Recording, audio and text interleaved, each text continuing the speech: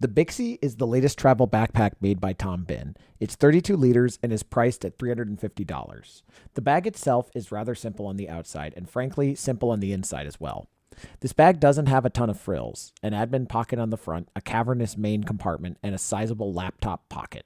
I'll be comparing it to the Technonaut 30 in this video as it's the most similar bag in the Bihn lineup. First, let's look at what the bag features. The design is quite simple. I read a comment that it looks a little Jan sporty, which I thought was funny, and I could see where he's coming from. It has a carry handle on the side and a loop at the top. It has the thick edgeless straps, which is good for carrying large loads. Note that unlike the Technonaut 30, the backpack straps aren't meant to be tucked away for use if you wanted to use it with the strap instead. The skeleton back panel is the same one the Technonaut and is meant to help your back to breathe. You can pass the back through a luggage handle either vertically or horizontally as well.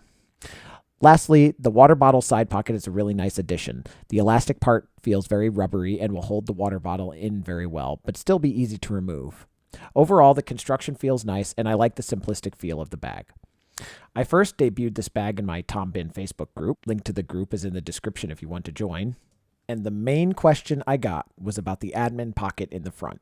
It has a zippered pocket where I would put my iPad Pro, a couple of pen holders, and a couple of small pockets for things like business cards. The interesting thing about this admin pocket is it bows out pretty significantly. It's clearly been designed to fit more than just small accessories. I used it over this past weekend to carry my spiff kit and my handy little thing size 2, and still had a little room to stick my phone and wallet while going through security at the airport. Let's talk about the main compartment. It is, in a word, cavernous. The entire thing is clamshell, so it will open all the way up, which is nice. There are 2 flat zipper pockets on the lid of the bag with 2 O-rings apiece.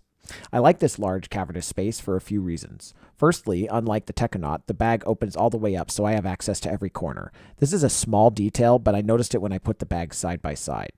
Further, the bag holds this cavernous shape really well, even when opened all the way up. Finally, the shape and the fact that the space is entirely open means I can pack this bag pretty full, which I tend to do for long trips. Between the front pocket and the main compartment, you can fit a huge amount of stuff in this bag if you wanted. I tried packing it very full, and the bag shape wasn't odd, and it was certainly more than comfortable to carry. Lastly, the back pocket sort of reminds me of the Brain bag. It isn't just a sleeve for a laptop. It is a full back pocket that you could fit a pretty large laptop into if you wanted. The elastic part of the back sleeve has a false bottom and holds my laptop very nicely, which is a MacBook Pro 16-inch. I would say if your laptop is any bigger than that, it might have trouble fitting in the elastic part, but it would certainly fit into the main part of the back part of the backpack inside of a sleeve. In my live stream, I mentioned that I didn't really see this as an EDC bag at all because of its use case and its seemingly bulky size. I also said I was going to pack a separate bag to carry my laptop in while I was taking the Bixi to the conference I was going to.